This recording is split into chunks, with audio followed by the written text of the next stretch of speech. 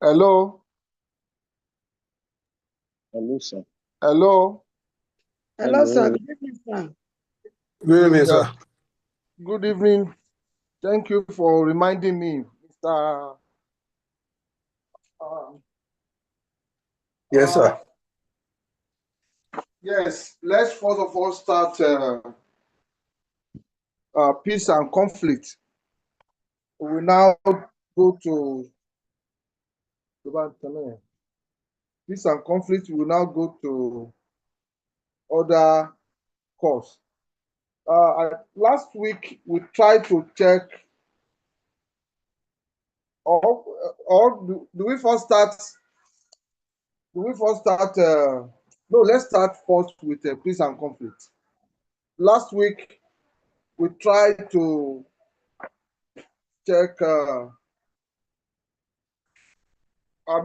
Last lecture we tried to module 3. Is that not what we did? Hello, I want to know whether I'm right.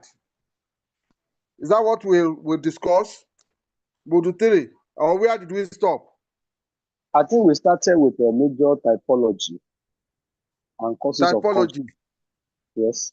Then we stop at major process typology. of, and then we stop at a process of conflict resolution. Process of conflict resolution. That's module 3. Yeah. Module 3. Today Yeah. we are going to module 4. Yes, that's module 3. We are going to. Okay, you people have not gotten the material. What is really happening? I think it's becoming. The exam is February. I hope you know. It's the portal. Since we are paying through the portal, sir, the portal is still not active for us to pay. It's not asking for you people to pay the school Yes, fees sir. It's or not the. it's not accessible. We don't For have the school access fees or for the compendium? Yeah, for I have everything. I have Hello? complained to the dean, sir. Is it for the school fees or for the compendium? I think the compendium Because I is want going to to. be paid through the portal as well, because they didn't give us any other way by which we pay it. I will get back to. I will see the ICT director on Monday, and get Okay, back sir. to you through your representative, Okay, because sir. we need to do something. The time is going. The time is going. Yes, For sir. example, now you can't follow me. You're supposed to have come to collect your compendium. Others have been coming, and you can't do registration without paying for this compendium. So I don't know what is happening. But let me get back to you through your course rep on Monday, by the grace of God. Yes. God will help you, Thank sir. you. Now let's go to the peace processes and societal development. That's module 4, peace processes and societal development. When we are talking about peace process and societal development, we are talking about, addressing the concept of peace process without with issues that necessitate the search for peace, addressing the peace processes with the issues that necessitate the search for peace. That's what we meant by that title.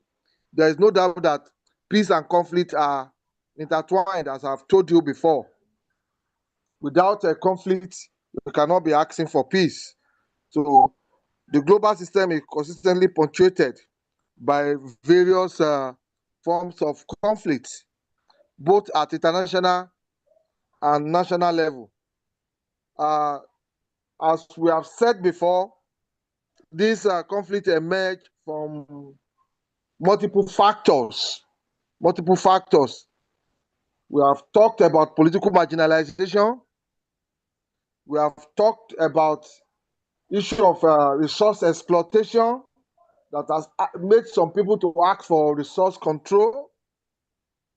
We have also talked about ethno-religious crisis. When sentiment about religious attitude made some people to go for way of enforcing their religious right or imposing their religion on others. All these things can necessitate for peace.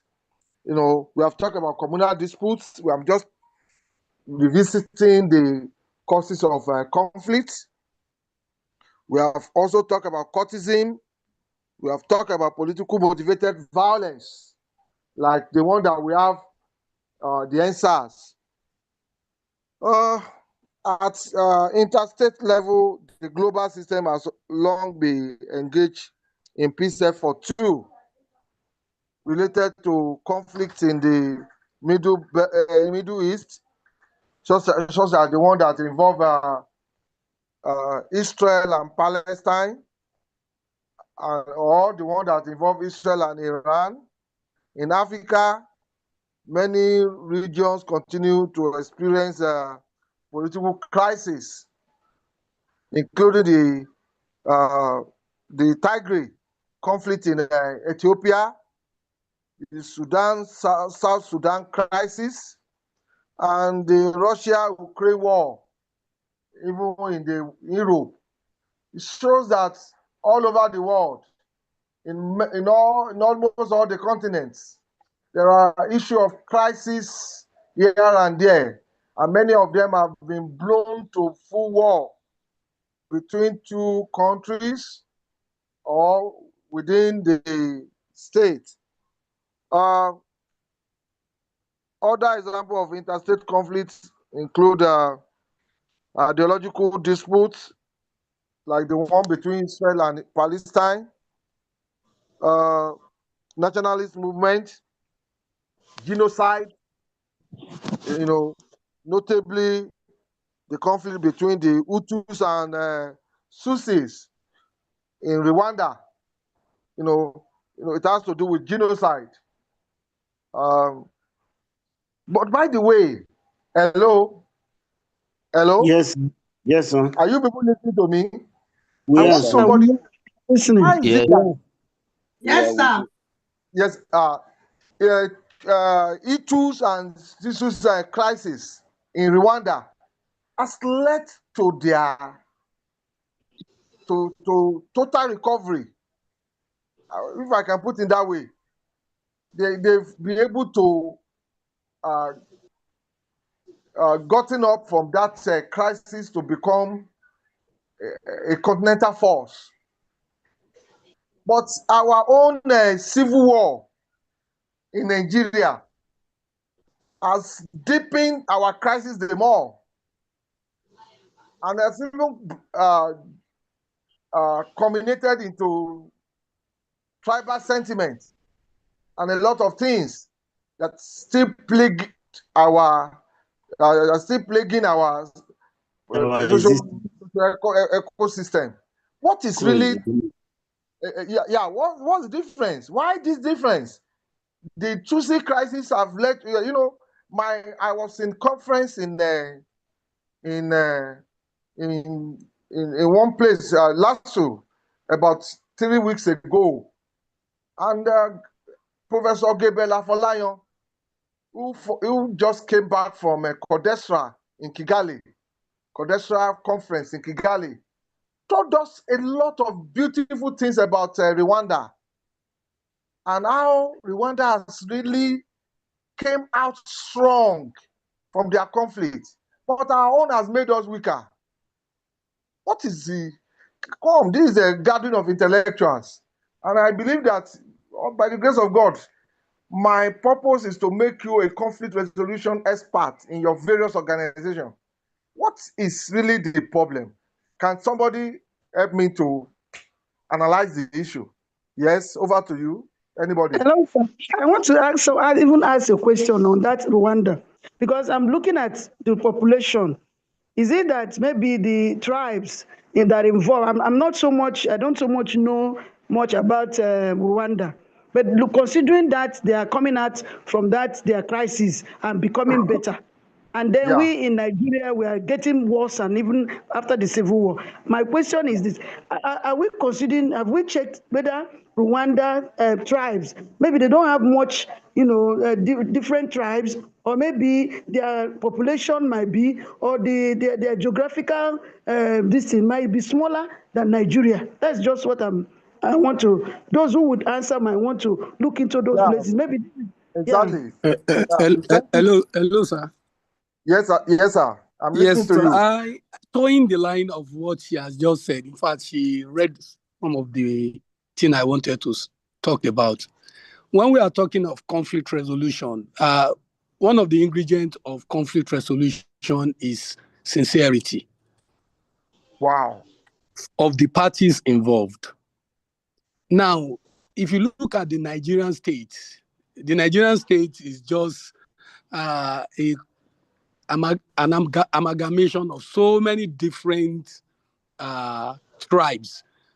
Like in Rwanda, we have the Hutu and the Tutsi. So it is easy to look eyeball to eyeball and say, you offended me, so sorry. There is no third party really involved. But if you look at Nigeria, it is multi-ethnical, multi-religious. And of course, we also have the external factors, the resources control that are trying to come in, those that are trying to, manipulate us for a grip of our resources are also there in the background, ensuring that we don't have a stable, one indivisible country, which our founding fathers aspire to be. And because there is also lack of sincerity on the part of those that try to, the war, what really brought about the civil war, the Igbos wanted to go on their way, to which they are entirely entitled. But the other parties wanted to keep them in a relationship, a marriage of convenience, which to the Igbos is highly inconvenient.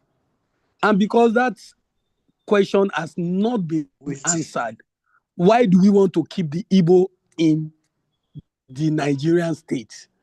Until we are able to sincerely answer those questions, then the Nigerian state will still continue to be a mirage, a thinking, a concept, and not really a reality. Because one of the parties in the Nigerian state does not believe in the Nigerian dream at all. It wants out. So how do you tell that people to be part of the development you want to, the visions you have? Yes, any other person with a contrary opinion or a contribution, maybe in agreement? Well, let me just chip in this. Hello? Hello? Yeah, I'm hearing you. Yes, from what you taught us, just like the two other colleagues have just spoken now, you said that before a peace can be achieved, the warring faction must agree that there must be ceasefire to hostility. I think that's one of the ingredients. Yeah. If you want peace. So if, let us say there are 4 contending what's it called, factors, or the contending tendencies, let's say tendencies, in any conflict. 3 are ready, 1 is not ready. There's no way you can achieve peace. And then what we still have now is a resurgence of separatists. Before there was no separatists. But when you look at it now, we have resurgence of separatists now. Let me just come to it. After the Civil War, and there was declaration of no victor, no vanquish, Ojukwu was pardoned. That was around 1981, if I'm not mistaken. He was integrated into Nigeria state. He even joined a party, National People's Party, if I'm not mistaken. Yeah. And he actually reintegrated himself. He joined MPN. MPP. It's not even NPN. As at the time he came into the country, it was MPP, Okay. Zik MPP. party. It was Okay. later when he knew that the Zik party was not working. That's when he now ported into MPN. But ab MPN. Okay. initio, he first joined MPP. M- So MPP. what I'm just trying to do, what I'm trying to say is that the person that was at the center of the crisis, which is Ojukwu, at the time he came back, he even said that there was no need for Biafra again. Hmm. But before he left the surface of the earth, he even founded a party which is called ABGA, just to Hmm. tell people that he actually believed in Nigerian state. Hmm. But shortly after his death, what did we see? We saw different kind of Interest. Hmm. different kind of tendencies. Masob, IPOB. Masob, IPOB, IPOB, Masob. all manner of tendencies that we are seeing, and different leaders. And then going back to what we taught us, unless Yeah. those people are ready for Hmm. peace, there can't be Hmm. peace. Because Hmm. all the tendencies must surrender themselves for peace. Then, Hmm. coming Thank you. to another one is that, is it too much for Nigerian state to say that if these people, or let's say, because if you say that it's only the entire south east, some of the southeastern a cross section, certain cross section of southeasterners may not even want to go with Biafra. Are you getting Hmm. it? So Yes, the sir. only thing they can do is Nigerian state to permit referendum among them. If Hmm. all of them wants to go, and they are like the former speaker spoke, let them conduct Hmm. for the referendum. If it is, Random. yes, this is good by them, they feel that that's the only way they can survive, then let Hmm. it be, so that Thank there you won't be very much. any problem Hmm. here and there. That's just my Thank you. contribution, sir. In fact, I love this matured class. I threw this class open to my undergraduates. Based on their years of experience, I didn't get this kind of deep analysis. But you being Baba of them, I love and Mama of them, of my undergraduates. I love the way you analyzed the issue. Actually, what I see about this case, if you look at Tutsi issue too, Tutsi issue, is a complicated issue too, very complicated. Although in term of population, Rwanda is not as big as Nigeria, but it has a multi-layered, complicated historical antecedents that have made the anger to boil over the years too, like that of Nigeria. And so that's why I'm in conflict. Number is not, it does not matter. It's not a matter of number, you know. Um, the major issue is, I told you that the resolution of crisis, there is no way we can have zero crisis, but there must be genuineness, sincerity, which many of you have. Every party coming to play their number openly without any hidden agenda on some people or some parties involved in the conflict. In terms of Nigeria, I'm not, in reconciling the Igbos back, there's, there's this animosity that have not really been addressed. Unlike that of Tutsi and Hutu. And political leaders, they are very, very important.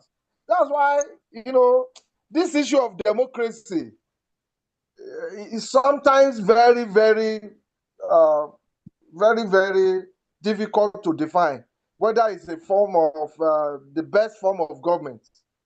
You know, in Rwanda, they have a political leader that is very, very strong. We can't call it democracy. We can't call their system of government democracy. The man is with enormosity of power that made the two tribes to come together. And because of his grip over the state, he was able to bring, was able to bring the two parties to the table. And because of the fact that they trusted him, both tribes trusted him, they were able to lay their grievances on the table.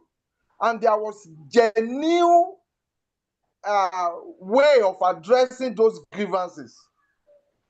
In terms of Nigeria, we've not been able to genuinely, address the real grievances of Igbo. Good luck. There's injustice of Nigerian state in dealing with them. Hello? With you, sir. Yes, sir, you know that preceded that of Civil War of Nigeria. Genocide preceded that of Civil War of Hutu II. But the cause root of that, the root cause of that genocide was addressed in that of Rwanda. It has not been addressed concerning Nigeria. It's a kind of structure in addressing their own. There was a structure on ground that enabled justice to be done. In Rwanda today, we were told that there was this element of equality, a situation whereby there is no second-class citizens. But Nigeria, we see that there is this first-class, second-class citizens. I'm sorry, the Fulanis still have a very deep, hard grip on Nigeria's political structure. Our federalism is a unitary in disguise. And there is this constitutional arrangement that have allocated a lot of grants to the northern states, and it has made northern states to be a political husband of southern states. We have been talking about restructuring of Nigeria to accommodate the minorities, the majorities, and everybody, irrespective whether you are minority or majority. Well, I believe lack of political will on the part of our political leaders have not made us to really address the root cause of Biafra's civil war. And that is the reason why every now and then it rears its ugly head. You see that it's not only even in Biafra that is rearing its ugly head, even in Southwest. If not because of the fact that maybe because of Asiwaju Bola Ahmed Tinubu that is now the president of Nigeria, that made the Oduduwa, agitation, to be in cooler for now. Subsided. It also rears its ugly head in the Southwest too. And yes, if you go to the history of Nigeria, you will know that about Adakaboro of Ijo also saying the same thing. Why is it that since 1960 that we have independence of Nigeria, the agitation for secession has always been from southern part of Nigeria? It points to a fact that there is still some people feeling injustice about the way political structure of Nigeria is arranged. And until it is adequately addressed, it will still keep rearing its ugly head. But thank God for the Kagame in Rwanda. He has addressed it in that of what do you call it? Rwanda. That's why their system is a little bit more stable than ours here.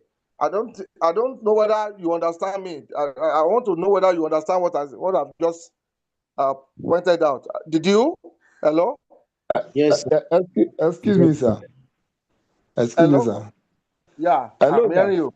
Yeah. Can you hear me? Yes, I'm hearing you. Well, what I just want to chip in is that the way you are trying to interpolate Rwanda case to Nigeria case is not exactly the same. They Okay. said Yeah, there I are know. no the same, there are no two same Two situations. identical states. Yeah, you are very right. It can only be similar.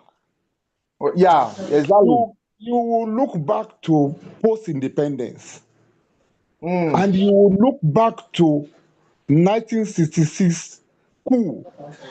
What led to the crisis? From 1960 to 1966, there was nothing like separatist, the secession. Are you getting it? Something led to this thing. And this thing is not even our generation. It was generation before us. Yeah. When you look at the political trajectory of Nigeria, yes, post-independence, 1960 to January 1966, there was no crisis. Nobody was talking about secession. Tafawa Balewa was the prime minister. Nnamdi Azikiwe was the president general or governor general. There was no what? Hello, sir. There was no what? You know there was no crisis? I said for secession that I wanted to go, you wanted to go. Secession. What about Adakaboro? Do you know about Adakaboro crisis in the southeast? What Isaac Boro? Isaac Boro. What happened? It's a decision. You know, it's a decision too. I hope you know. What I'm saying, Isaac Boro home was adequately contained within the eastern region. Are you getting it? You know, Isaac Boro was part of the eastern region. Forget that it's Ijo. We had three regions that time: the western region, the northern region. I just want to point your attention. Sorry, sir. I want to point your attention that there have been some uprising here and there, but it was contained. It was not pronounced. It was adequately contained that nobody even knew until the thing went out of hand in January 1966. That's what I'm saying. When you look at the issue of Rwanda, it's not really the cause of their civil war, is not the cause of our whole civil war. When you look at it, hello. Sir. What led to the civil war in Rwanda? Do you know what caused it? Actually, I didn't actually go into what. Can I tell you now to show you that it is similar to that of Nigeria? What? Can I tell you to show you that it is similar to that of Nigeria? What is it? Ethnic cleansing now. Hutu no, is it was. I think it was because some people felt they have a right to rule. Exactly. And they were looking at others like the minority were the one ruling. So the majority felt, what the heck? Why are these ones controlling us? And then there was this uprising against the minority. Yeah, they are born to rule. The Tutsi believe that they are born to rule. Like Fulani also believing that they are born to rule. Sir, that's what I was telling you. The issue, they are not the same. The problem, yes, what gave the Fulani that upper hand is military incursion into our politics. If not of military incursion, they will not be acting as our husband today. But hello. The military incursion that you are talking about, in fact, was as a result of injustice in the First Republic. If you know about 1964 rigging, yes, which brought in back Tafawa Balewa. Are you getting me? Yeah. Yes. And the crisis in the southwest, which brought in Akintola. If you know about Akintola and Operation White, are you getting me? Yes. And a lot of corruption that went along with it. That was the address of the coup plotters. Hello, sir. Hello, sir. Let me land. Hello. Okay, it was in execution of that particular coup that there was a tribal sentiment. But the coup plotters have genuine reason why this, because even before then, Nigeria was in flames. There was Operation White here. Akintola was in government, but people did not want him, and there was riots everywhere. Are you getting me? And if you go to the eastern of Nigeria too, there was enforcement against against the government of enforcement of Michael Okpara, against the government, against the what's the name? Azikiwe. There was division here and there.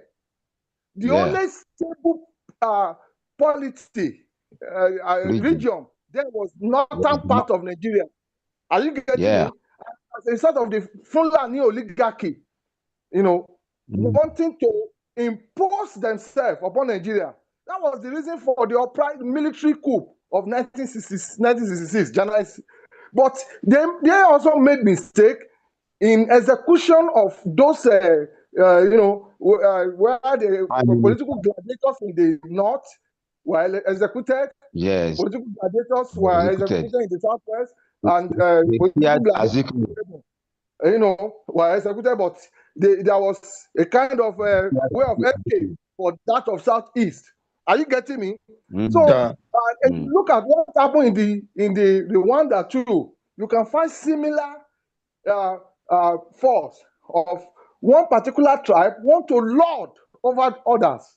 So what I'm trying to put across is that you are the person that was talking was right, that we cannot say that it is totally similar. I mean, totally the same. But we can find some level of similarity. Exactly.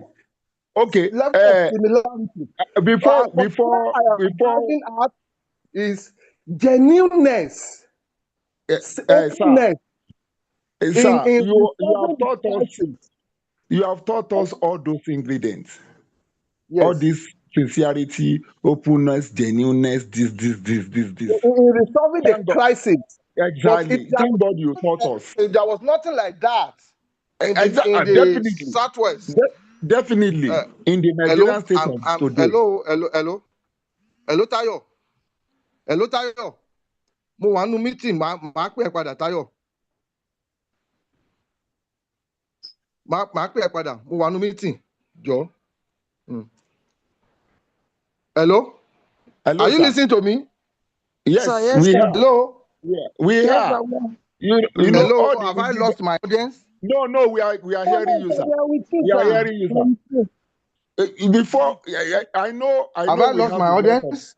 No, you are with us. We are with you, sir. It seems we can get not hearing us. We can hear you. Lecturer couldn't. Okay, we can hear it, but that, it's not hearing us. Because of that direct call. It's you because of that direct Nigerian call. state, Nigerian state has happened to us. I'm not getting you. You can leave it. It's because you receive a direct call. That's why you interrupted your line. So it's not. Hello? We can hear you, sir. Sir, we can hear you. We can hear you, sir. Then log out and log in again. Hello? We can hear you now. Okay, now. Kindly remove him so that I can log in back. Okay, no, I've gotten you back now. I've gotten you. Right. forward. Okay. Let's move forward. I just want us to. I just use that example. It's like we have stayed too long in that argument. Now, no day is eh? Hello, sir. We've spent Hello, almost sir. an hour. Hello, sir. Let me add a little perspective.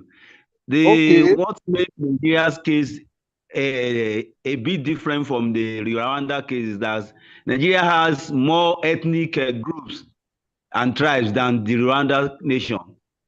Okay. So, and that's why it seems the problem, yeah, is getting this extended. Yeah. There is disparity on the part of the parties in the nation. Yes, exactly. Yeah, thank you very much for that. Well, hello. Hello, sir. I am going to use it as your assignment. Please, I want different perspective. Do a comparison. Compare and contrast the peace resolution in Rwanda. Are you writing it down?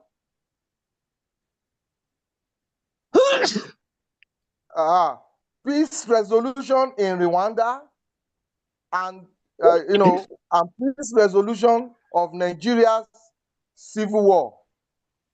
Why is that of Rwanda successful and that of Nigeria has not been totally successful? I want you to do, and please don't type it. I want handwriting. Don't type it. I want handwriting. Do you understand me? Hello?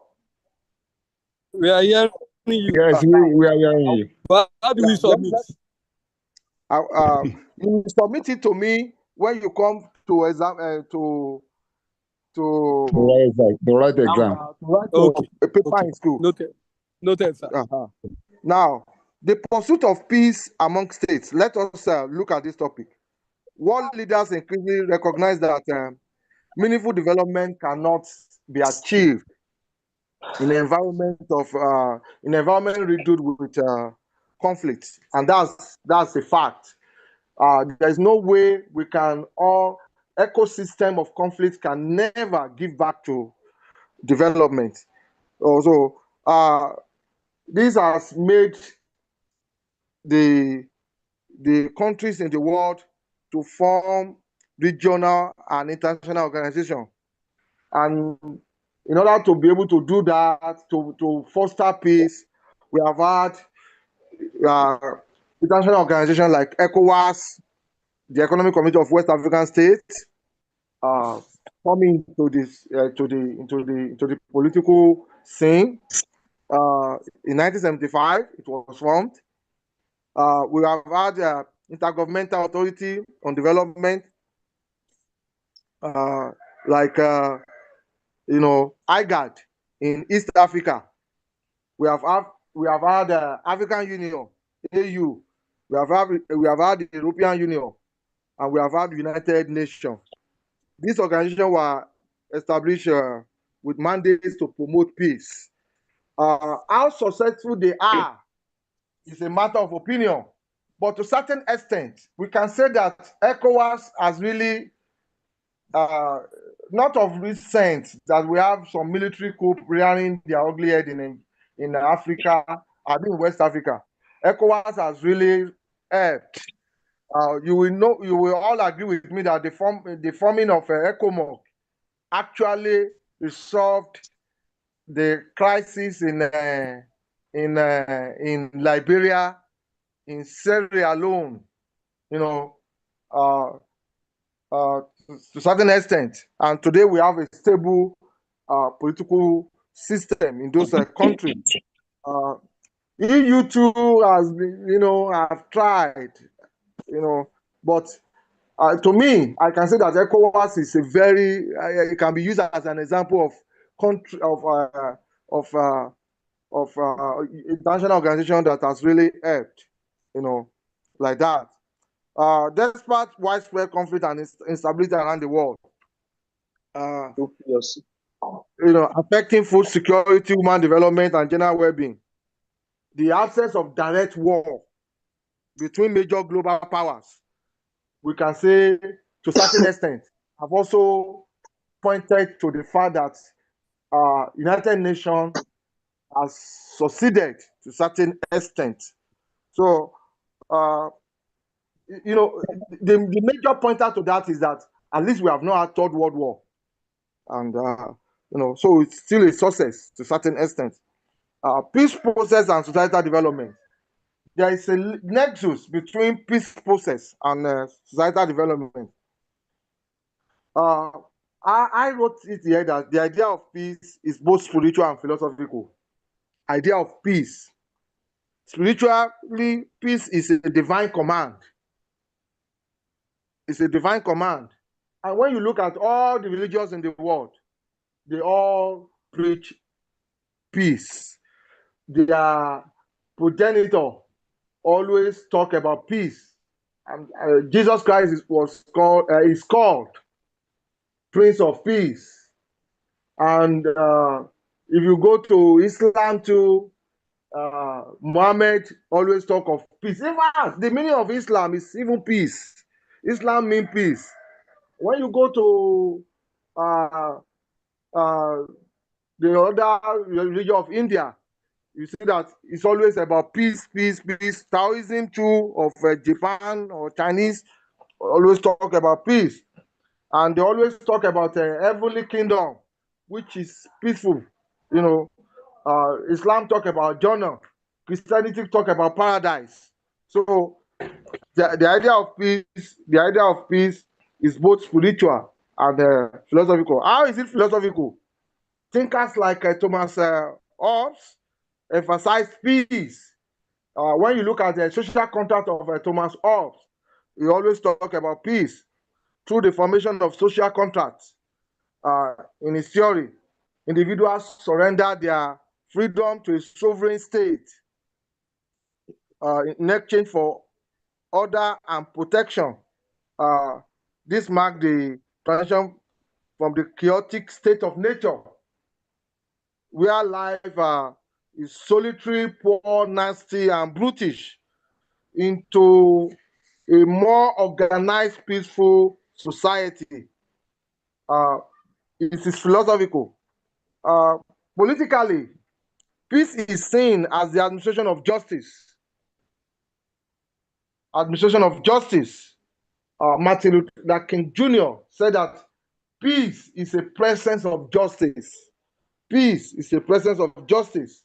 And all this point to the fact that wherever there is peace, there is human, individuals in that ecosystem can be able to go, to use their potential towards helping the state to grow.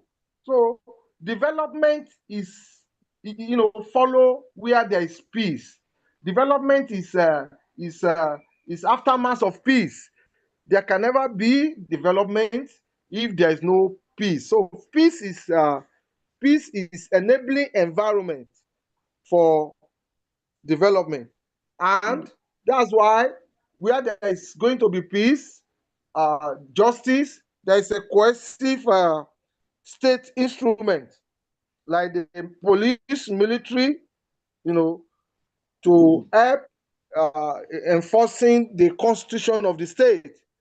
And this underscores the role of the state in fostering peace through rule of law. Through rule of law. There is a man called Joan Gartuk.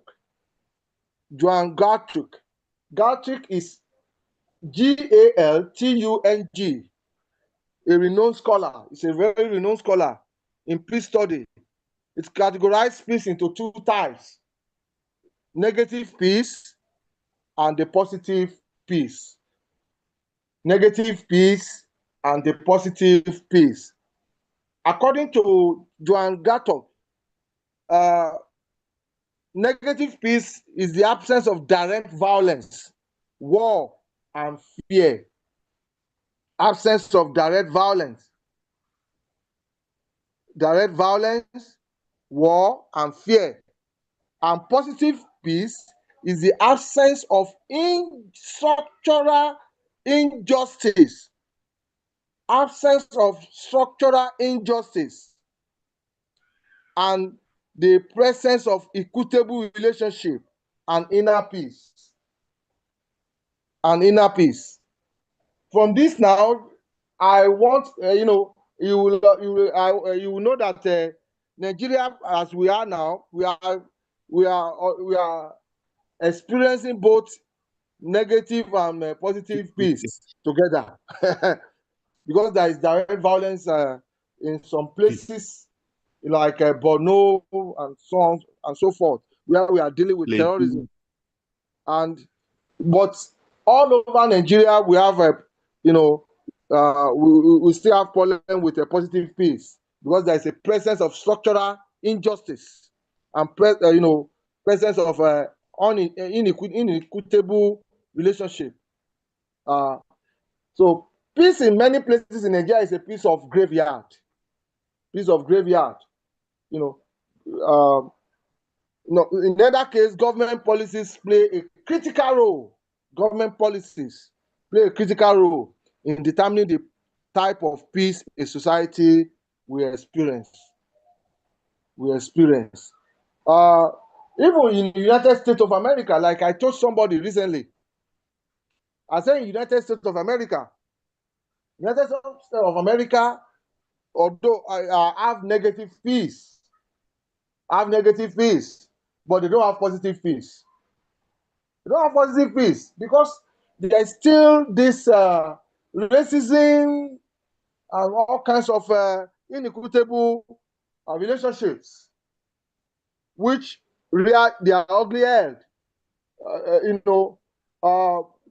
During the first reign of Donald Trump, you all can agree with me that we have a Black Lives Matter.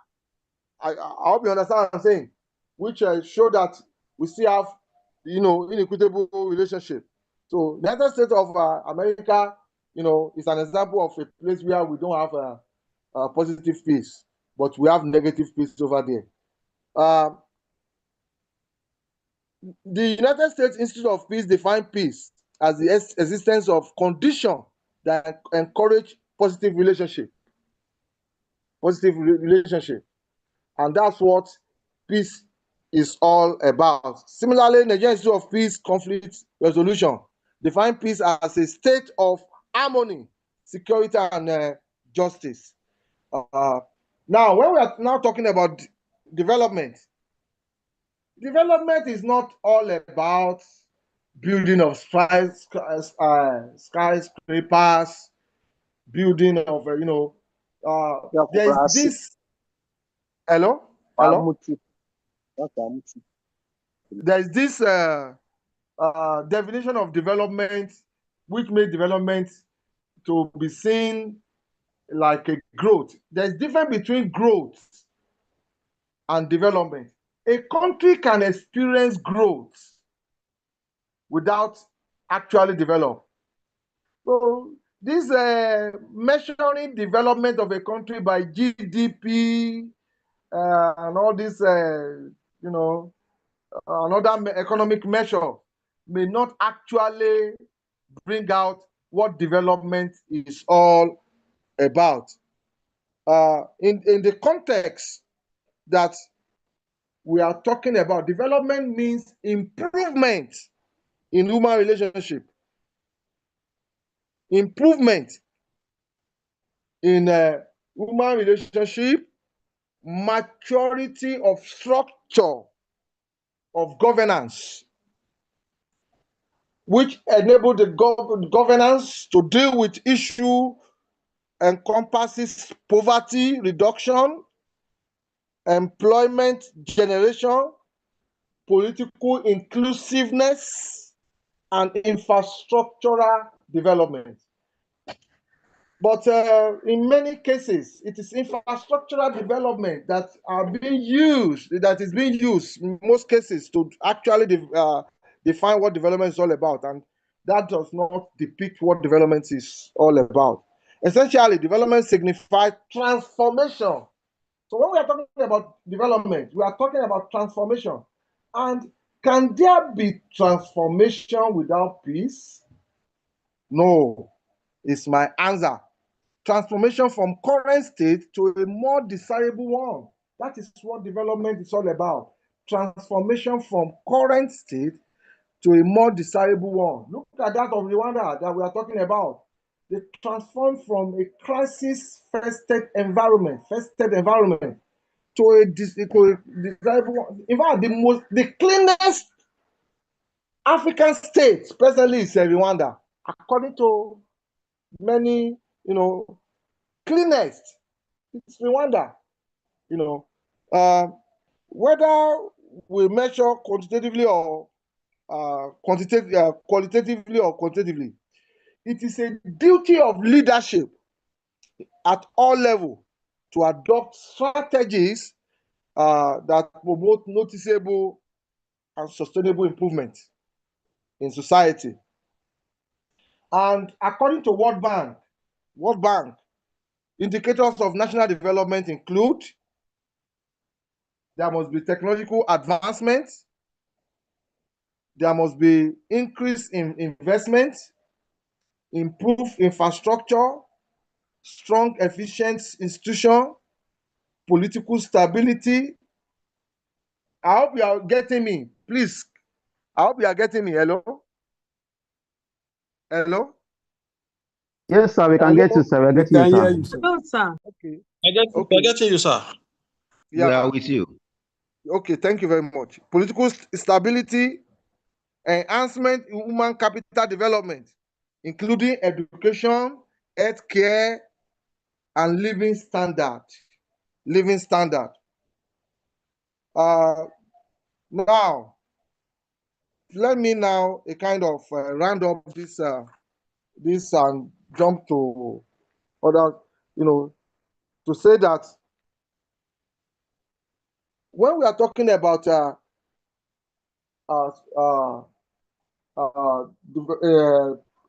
development and peace, there must be a kind. What is that nexus between them?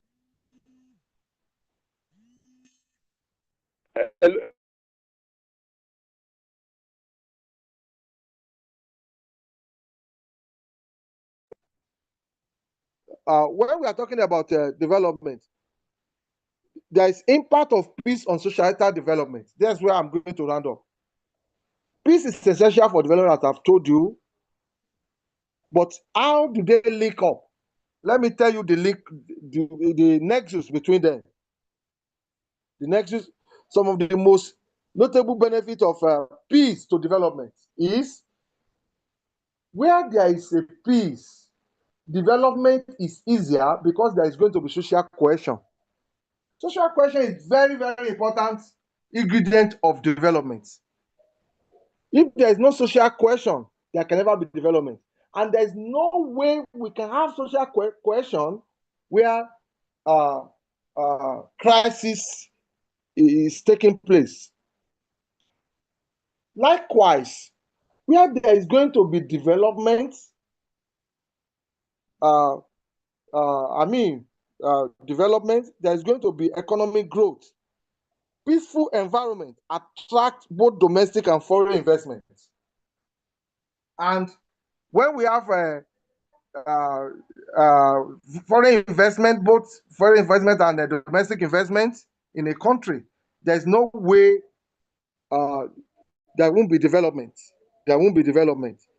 Peaceful environment attracts them. It attracts them. Now, another thing is that infrastructural development.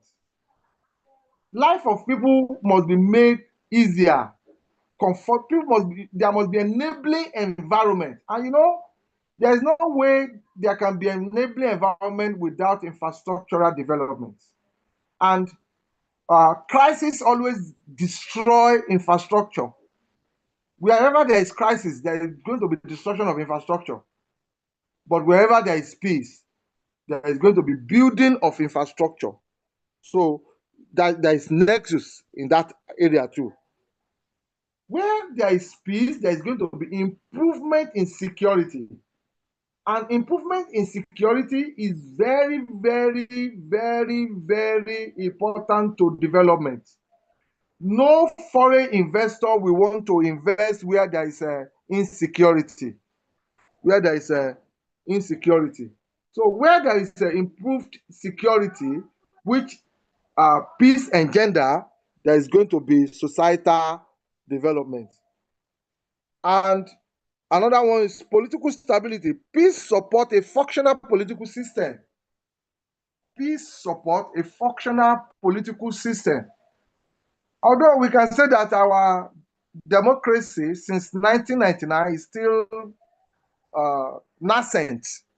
still nascent, but you can't compare the level of development we have had, despite our democracy being nascent since 1999, to the one that we had during the military. The worst of democracy is better than the military government, because political stability always look at killing of Sarawiwa, sanctions, embargoes here and there over Nigeria, and this wounded our economy. So political stability, peace supports functional political system, and this enable development to take place. You can see that there is a nexus now. And the last but not the least is public confidence. Public confidence. Citizens have more trust in political institutions when there is peace. The function within political confidence, public confidence function within a peaceful and secured environment. When we have a peaceful environment, there is a public confidence. Public confidence. And this public confidence engender development. Individual potentials are we always blossom, and it will, we can say that public confidence is a catalyst in the sense that it will engender development by making individual potentials to blossom. So at this particular point, I want to jump to venture creation. But before then, let me allow question. Yes, any question about what we have just treated today, other peace and conflict, or contribution? Hello? Hello? Hello, sir. Hello, Yeah. sir. Question or contribution? Because I want to jump to venture creation now. Within 30 minutes, treat a topic too. Any contribution or question? Can I go on to venture creation then? Let's move on, sir. Let's move on, sir. Let's move Proceed. Okay, thank you very much. Now, when we are talking about venture creation the other time, well, at least we have treated about 3 topics through under venture creation, which to me is a sign that things are moving in the right direction for us. The way we are going to finish all our topics before the examination will take place. Unfortunately, Nigeria is happening to me here. I'm using lamp, to teach you because there's no light. So please permit me to open the section of venture creation, the topic I want to teach on the venture creation. Just give me like 2 minutes.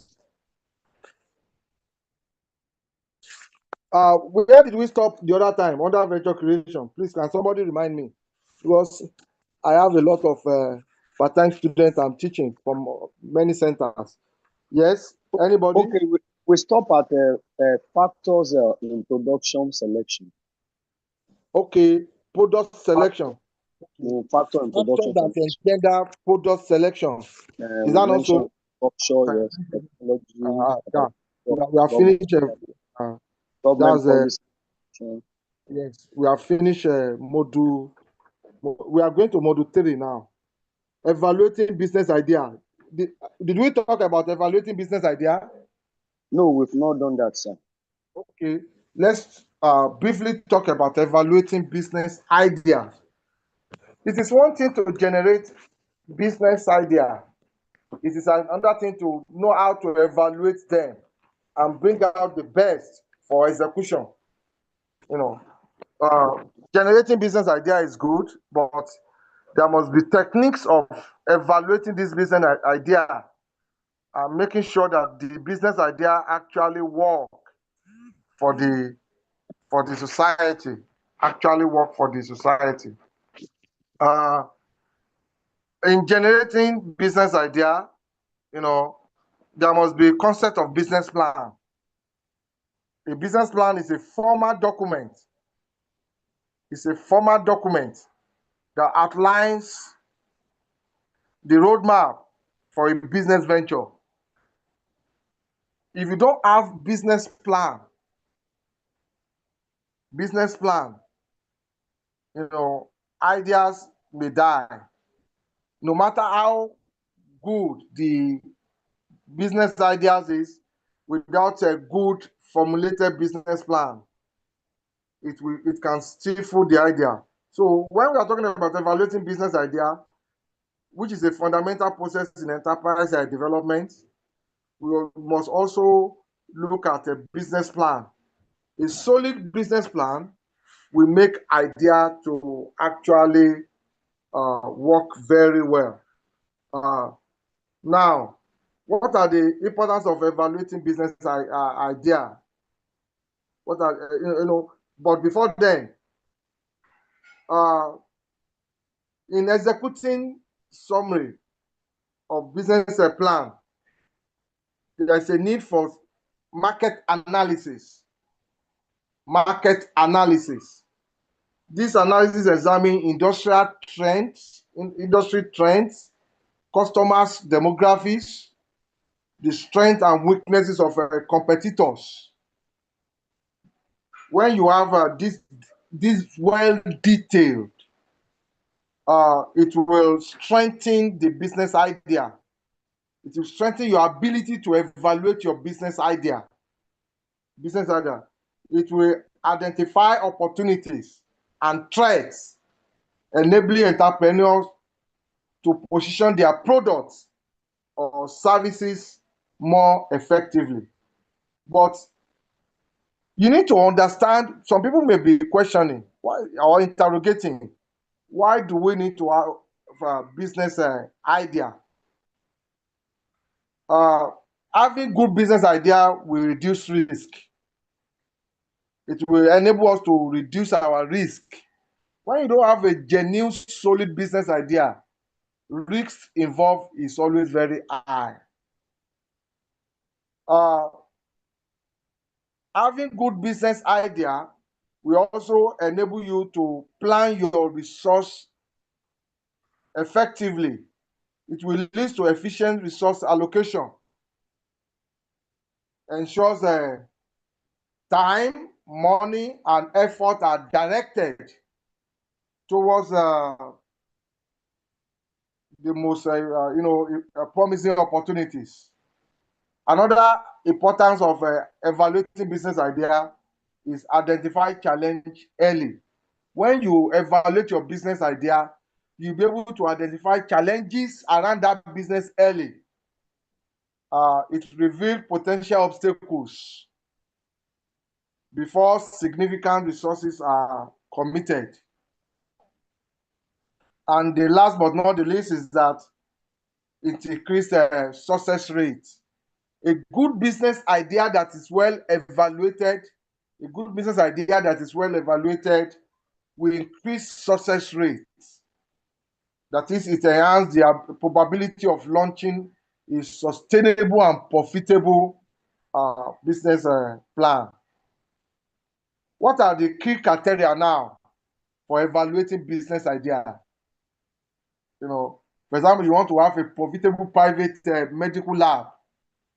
What are the key criteria that you need to put in place? There are a lot of them. As you know, not all ideas have potential to succeed in the market. So it is essential to assess their viability before investing time, resource on it.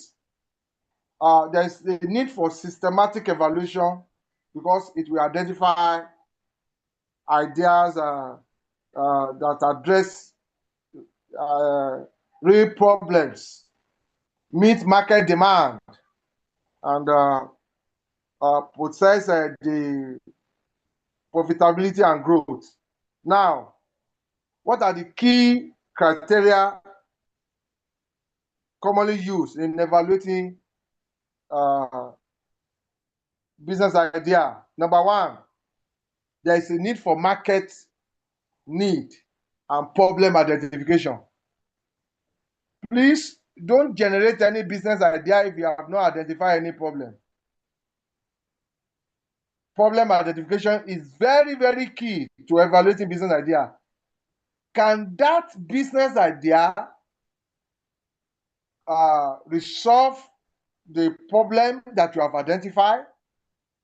What is the market need? What is the market need? Does the idea solve a real significant problem or not?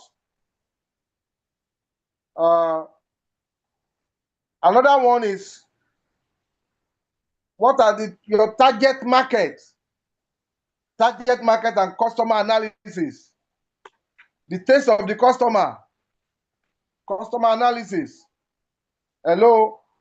The same product that sell in Ikorodu, if you know Ikorodu very well, please, I hope some people are living in Lagos among the people I'm teaching. Hello, do I have people living in Lagos? Hello? Yes, sir. Hello? We live in. Yes, sir. Even Thank if you you. don't live in Lagos, we know Ikorodu. We know it. At least even if you don't live in Lagos, you know Ikorodu, because I live in Lagos. I want to use that as an example. Thank you for giving me that response. A product that sell in Ikorodu may not sell in Lekki.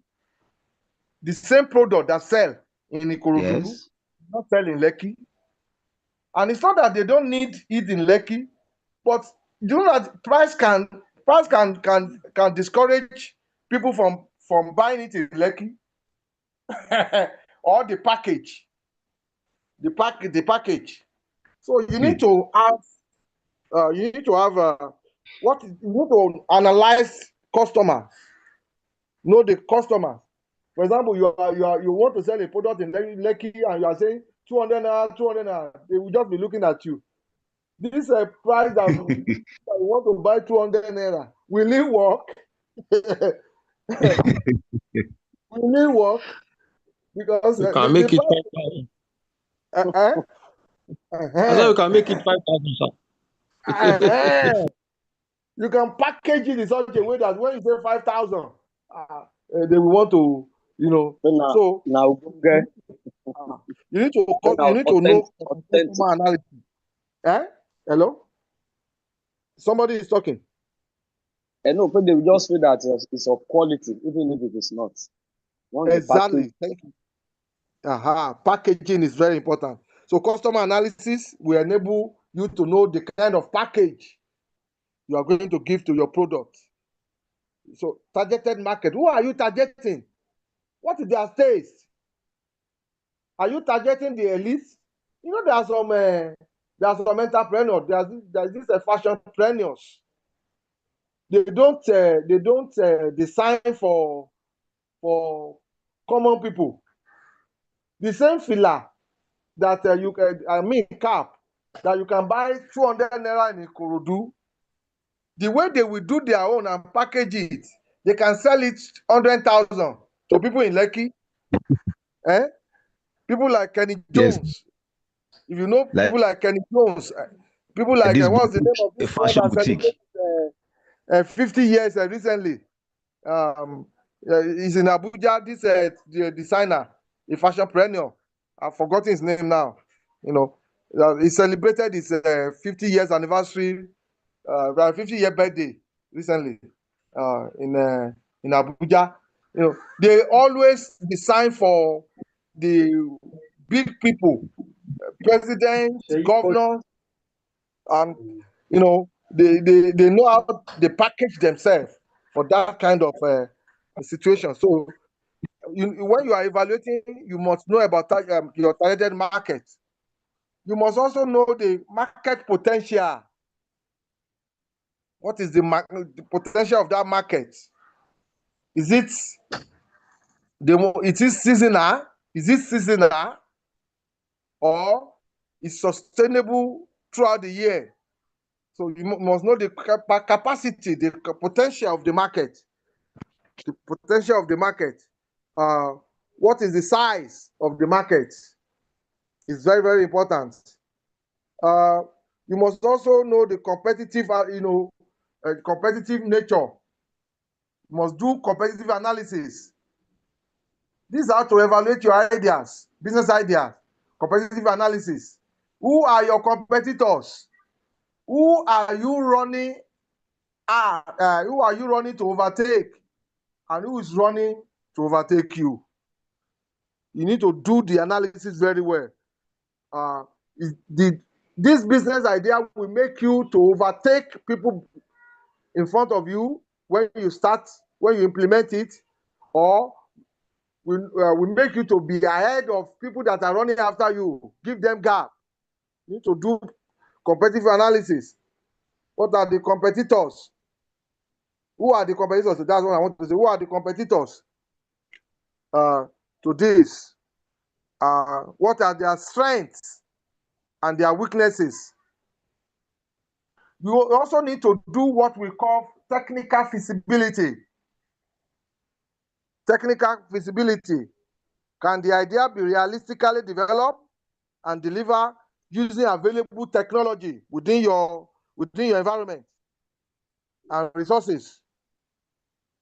You must assess whether the necessary skills, tools are available. Is it the one that if the machine that you are going to use break down, there won't be anyone in Nigeria to repair it? You need to know the technical feasibility of that business idea. And you need to also consider the financial viability.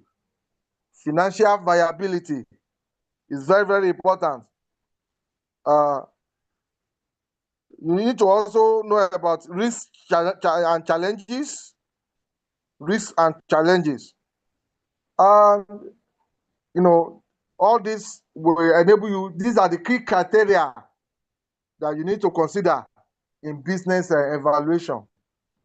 Now, you must know how to prepare a project proposal.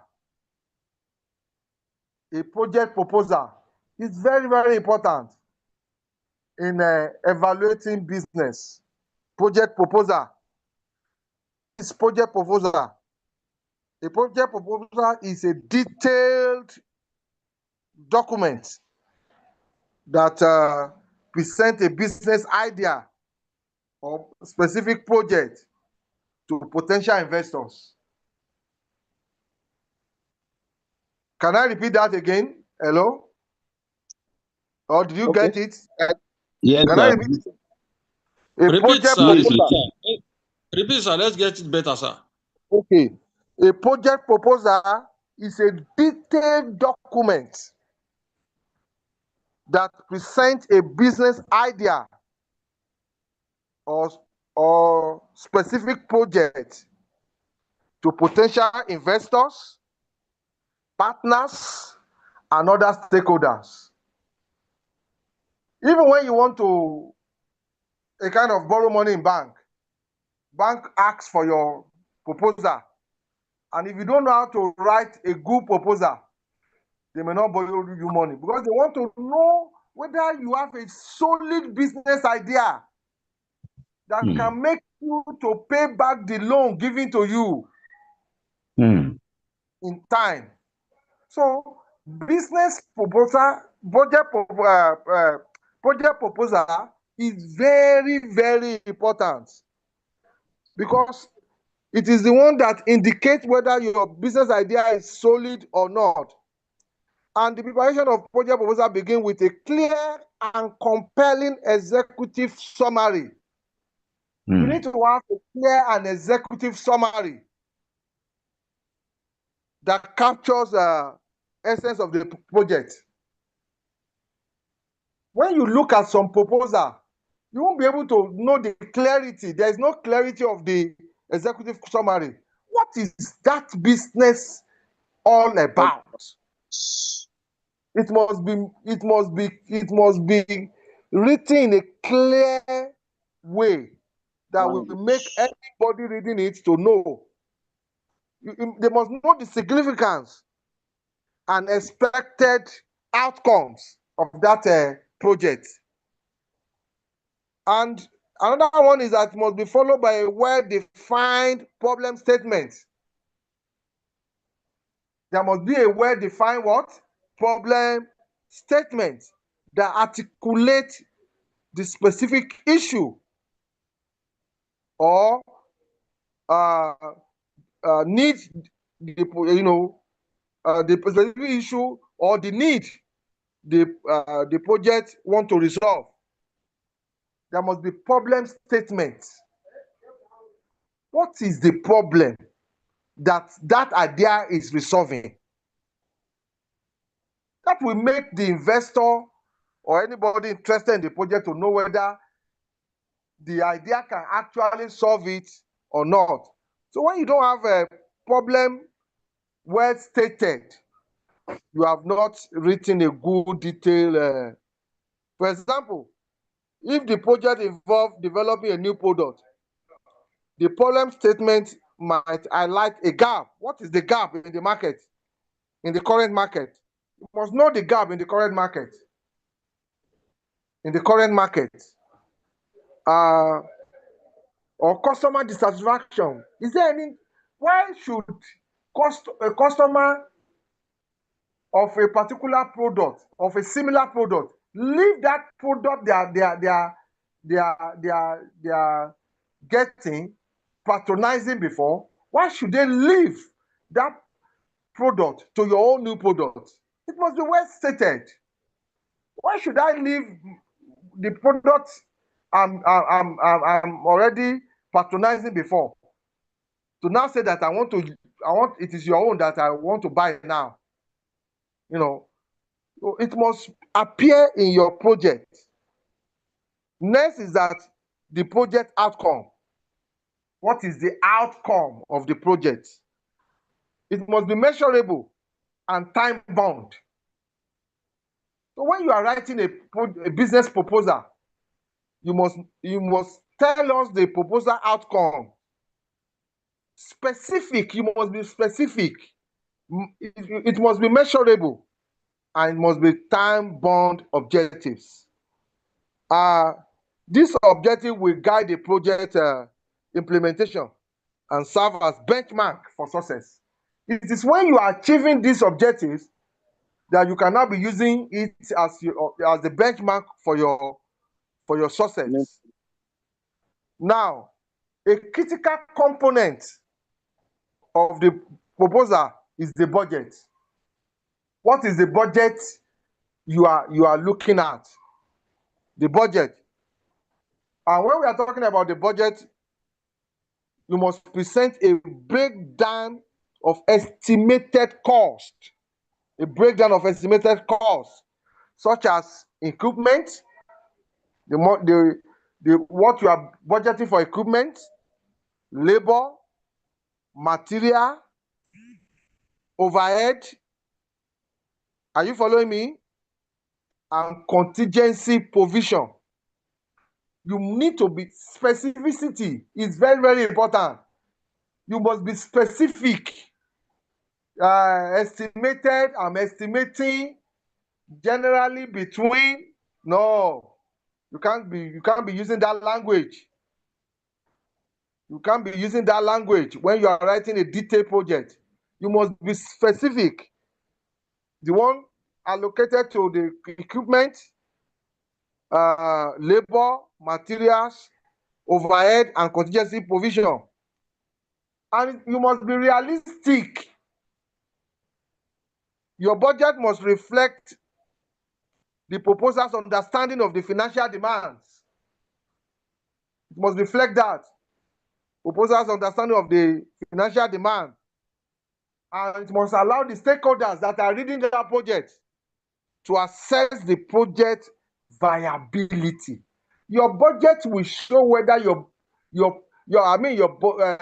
budget will show whether your proposal or your business idea is viable or not. Is viable or not, especially within that environment, the context of the environment. There should be timeline, implementation schedule, timeline. By 1/4 of the year, this and this and this must have been in place. I must have captured this and this and this number of customers. And the expected income from them must be this. You need to be specific. All these are outlined in this preparation of project proposal. You need to put consideration on when you are writing your proposal. If your proposal did not have this, it is not a well-defined, detailed proposal. Now, what are the step-by-step evaluating process? What are the step-by-step evaluating process? Number one, evaluating a business idea systematically helps determine its viability and significantly increases the chances of success. And in doing that, the structure framework for assessing a business idea is one. There must be well-defined business idea. What did I say? There must be well-defined business idea. Number two, you must conduct market research. You must conduct market research. Number three, is because of time, I want to, so that within 30 minutes, I will finish this. Number three, you must analyze the competition. The competition. How competitive is the market? Number four, you must assess feasibility, which means that you must have done your feasibility studies. Evaluate whether the idea can be realistically developed and implemented, considering available resources. That is what feasibility study is all about. You must have done estimated financial measurements. You must estimate financials, project startup, operational costs, expected revenue streams, profitability. All these things must be in place. Number 6 now. You must identify risk. Number 7, you must score and prioritize. Business idea does not mean that everything your business idea can be started at the same time. There's priority. You must have a priority. You must score and prioritize. You must have a checklist or scoring models to evaluate the idea against established criteria. All these things are very, very important. They are very important. I want to stop here for today. We will start from there next class. Any question about today's venture creation? Yes, or any contribution? Because I know many of you, you are gurus too. Yes, contribution or question? Hello? Hello? Yeah, Am I talking to? Yeah, Hello. any contribution? Hello, sir. We are with you, sir. Any question? Did you understand me very well? Yes, sir. Yes, sir. Ah, Hello, sir. Hello, sir. Yes, sir, I'm hearing you. Well, I have a question. Yes, sir. Ask it. Thank you, sir. Thank you for the detailed lecture, both the peace studies and the venture creation. We have been, well enlightened. Thank you very much, sir. My question is, as a young graduate now that you have not, had capital, how can we, raise capital for any venture we want to, dive into? Okay.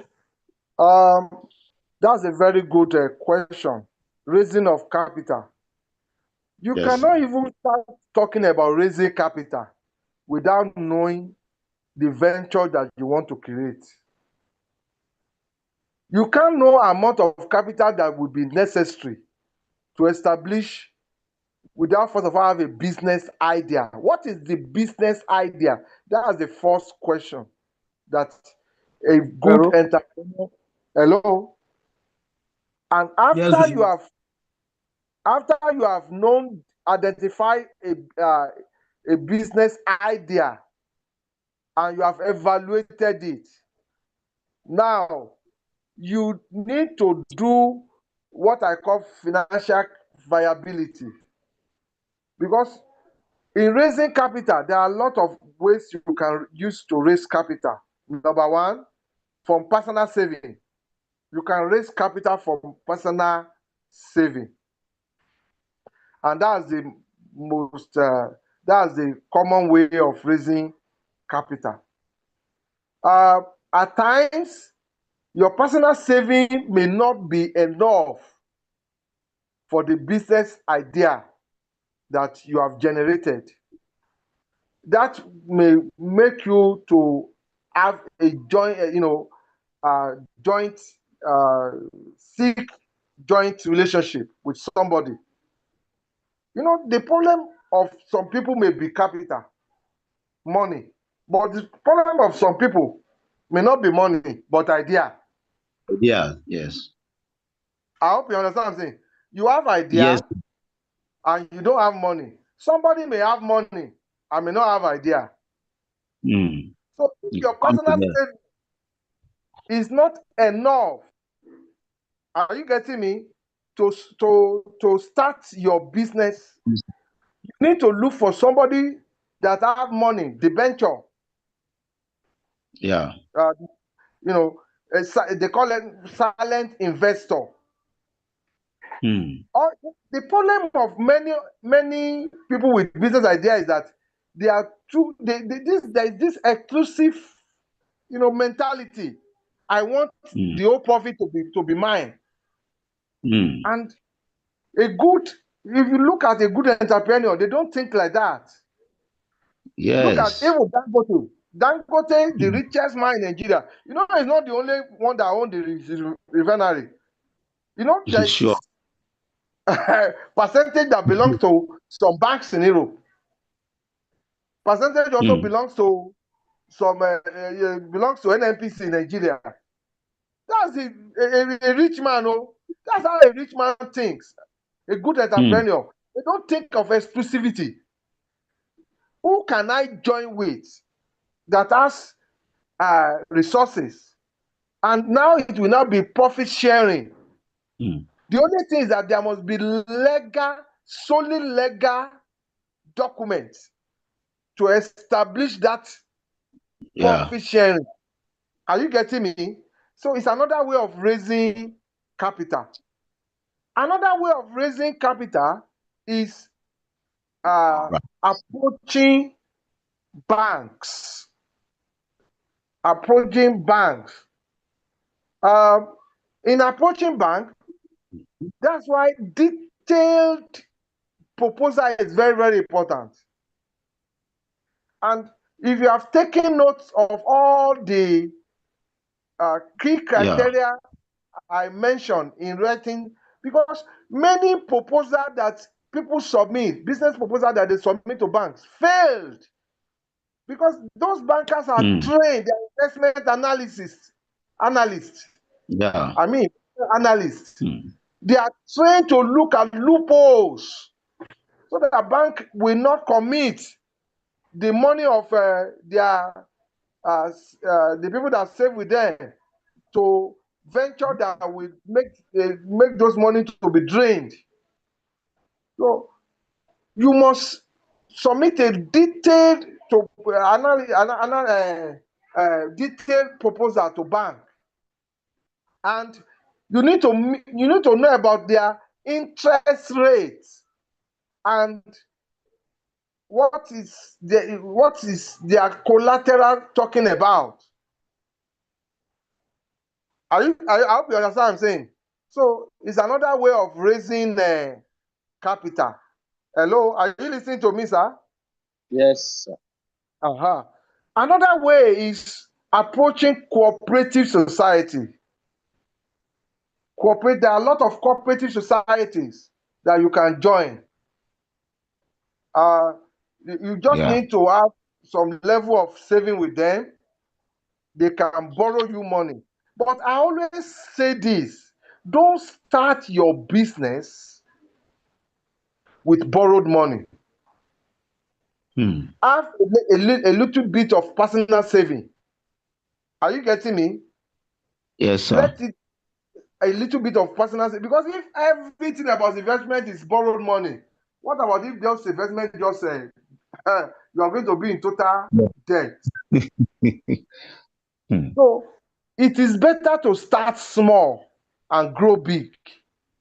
The only thing that starts from top is a graveyard. Start small and grow big. I always use this man as an example. Otuba Osinusi, what's the name?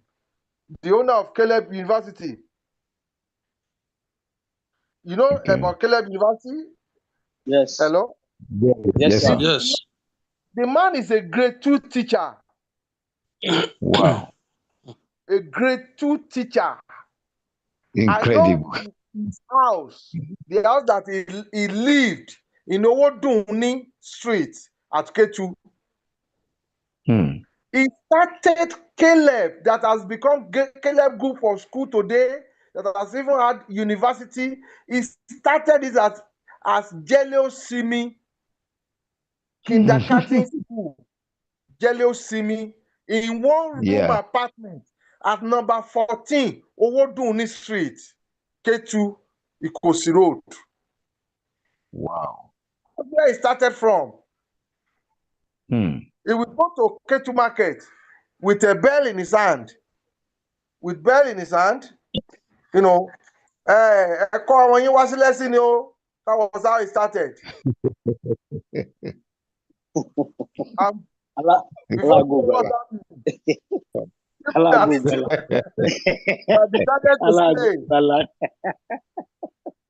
That decided to stay. He gave them uniform.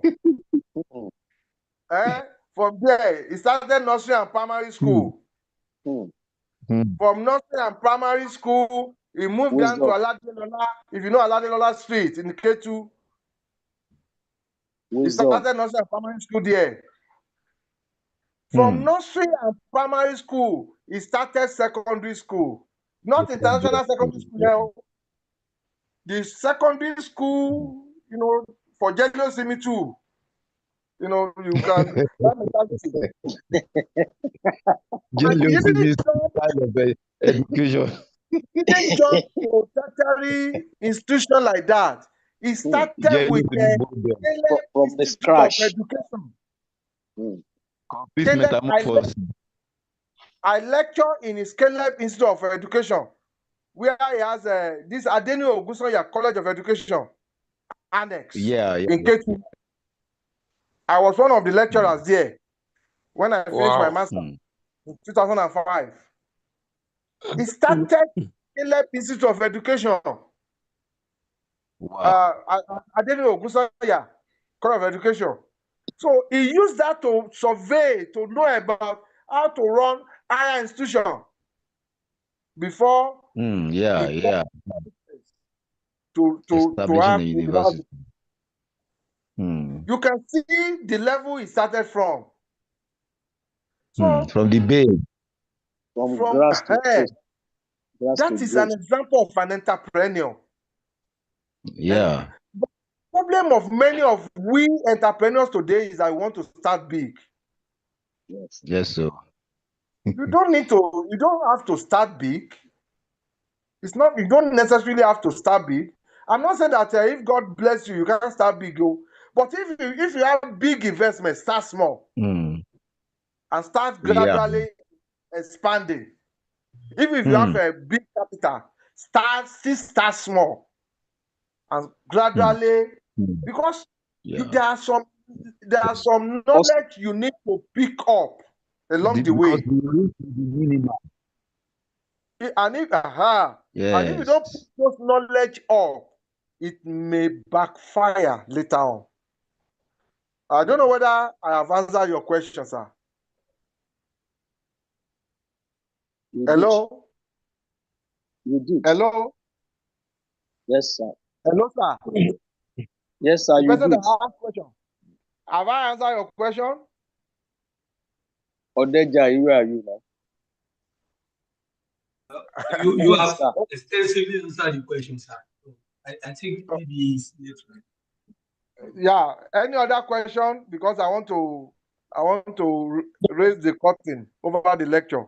Yes, Any other question? yes, sir. Yes, sir. Join the There is bar. question, sir. Okay. There is question, sir. Okay, Yeah. I'm listening. Thank you, sir. Thank you, sir. This is a very interesting class, sir. I just want to know a clear difference between a business plan and the project proposal. Somehow Okay. it's look too similar. So, is there any clear difference between the two? Okay.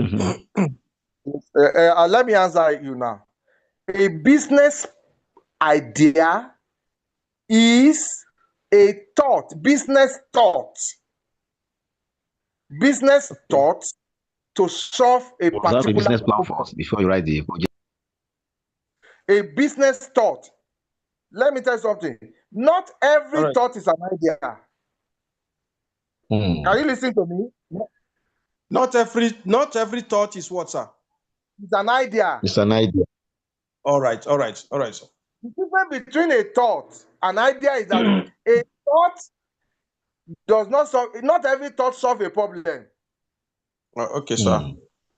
But idea is to solve a problem. Okay. So when we say something is an idea, it is particularly targeting a problem to solve a particular problem. Are you getting me? And not yes, sir. every idea is a business idea. Not every idea is a business It's a idea. business idea. Okay. What differentiates a business idea from general idea is that a business idea is an idea that you are using to solve a problem with the purpose of making money, profit. Okay. Okay. Do you understand me now? Yes, I do. Yes, sir. Okay. Now, so a business idea must make you to make a profit. You are not a Father Christmas. You are not just going to solve a problem for solving a problem's sake. You are going to solve that problem with the purpose of making money. That makes it a business idea. Now, a business proposal is a detailed information about that idea, how it's going to make you to make money. Yes, sir. I hope you understand me. I hope you understand me now. The Yes. detailed information about that idea, the problem that idea want to solve, the finances that idea will need to be able to, what problem is that idea is going to resolve, and how will you make that? What are the outcome that idea will generate for you? So everything about detailed information that you need concerning that idea to be able to solve that problem, and the problem that idea will solve is what is contained in your business proposal. Plan. So it's Yeah. do you understand me now? The plan, Yes, the business sir. plan, Yes, sir. you have to present that idea. Everything, how you are going, information concerning that idea is what the business proposal is talking about. When you say proposal, it means that what you have in mind concerning that idea, what you propose in your mind concerning the idea, in executing the idea and in making that idea to become materialized. I hope you're understanding me now. So that Yes, sir. document is what is called Okay, yes, sir. business proposal. Yeah. Okay. That's proposal. Did you understand me now? So Yes, sir. between a thought and an idea, there's difference between an idea and a business idea, and there's everything. The document that business idea now contain that business idea will be written down in, and how it's going to be materialized is what is known as a business proposal. It's a document. I hope you're understanding me. Yeah. Yes. So, Yes, sir. Any other question? Any other question? In the absence of any other question, I want to say thank you for this, for listening to me concerning this class. Thank you too, sir. This year we are going to. Do we still have one class before the year round up, or how do you want it? Or we should. Just Hello? let us see when. It's possible, sir. It's possible, That will be sir. on the 20th. Okay, 20th. Remind me, my class rep, sir. Yes, sir. We should, sir. Yes, sir. Remind me, please give me a reminder so that I can. I'll do that during the week, sir. The nice ICT issue, sir. That ICT issue on Monday. Please remind me on Monday. I'm going to be in school so that I can meet Dr. Adeduro, the ICT director. I will even go to the what they call it to bursary, so that I can lodge complaint concerning you. Right.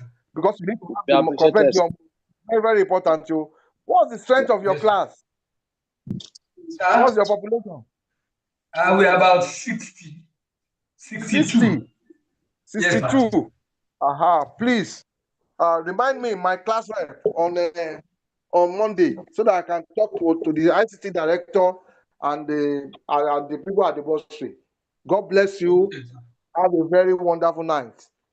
Thank you, sir. Thank you, sir. Good night, sir. Please, well done, sir. I'm using Kwaku phone. This phone, is You're doing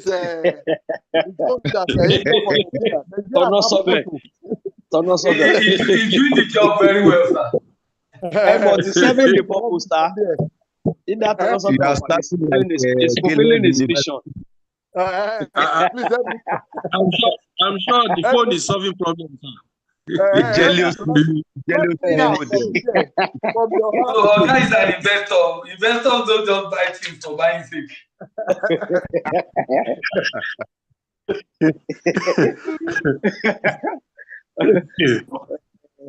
That's a very nice one tonight. How could we can do everybody? Yeah, it's all right. Very enjoyable session. Hello, my chairman. Yes, it's like we should continue this session. Good evening. Please, the assignment question he gave us, can you please write it out for us on the platform? Thank you. Okay, I'll try it, but I was in transit all the while. I was on the road while he was giving the assignment. But What I just learned, I mean, heard. Anybody, Yeah, maybe also anybody that itemized it. captured it can write it on the platform. Okay, no problem. Thank you. No, you can still pick it up from the YouTube, man. The YouTube Okay, your YouTube Okay. channel. Yes. Still there. Last rep, Shafe, make money, Sha, by all means. Okay. Oh. Okay, kò sí problem bóyá kí n kú yọ kúrò àwọn tó bá ti miss it. Last rep, ẹ má yọ kúrò ńbẹ̀ o. I am providing solution now. You are solving problem. Yes, I like it. Yeah, If you so want to when make I'm money, solving the invest problem, on it. it is not okay for me to get a little thank you in return from YouTube. Yeah. It's okay. It's okay. We understand that. Yes, sir. Yeah. Thank you so much, everyone. Yeah, thank you.